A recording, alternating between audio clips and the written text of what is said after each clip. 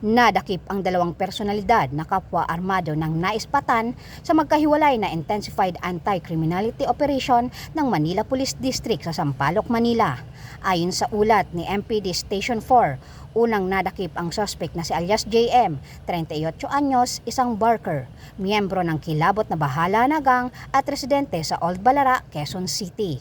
Ang pag-aresto ay bunsod ng natanggap na tawag ng Espanya PCP PS4 mula sa isang concerned citizen kaugnay sa isang armadong lalaki ang nagwawala at naghahamon ng away sa mga residente sa kanto ng Ibarra Street at Espanya Boulevard, Sampaloc, Manila.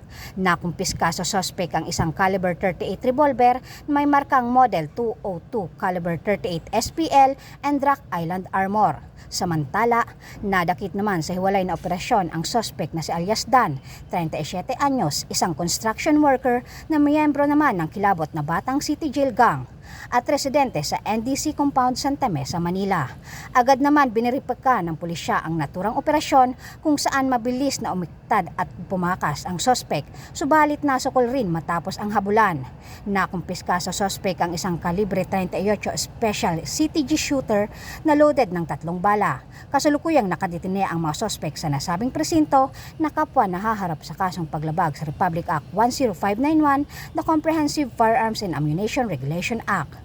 Kaugnay nito, patuloy sa paalala ang MPD-PNP para sa mga residente ng Sampaloc na makiisa sa programa ng pulisya tungo sa epektibong peace and order sa area. Mula rito sa Metro Manila, ako po ang inyong PNN correspondent, Patrolwoman Ivy Corporal, alagad ng batas, tagataguyod ng balitang pulis.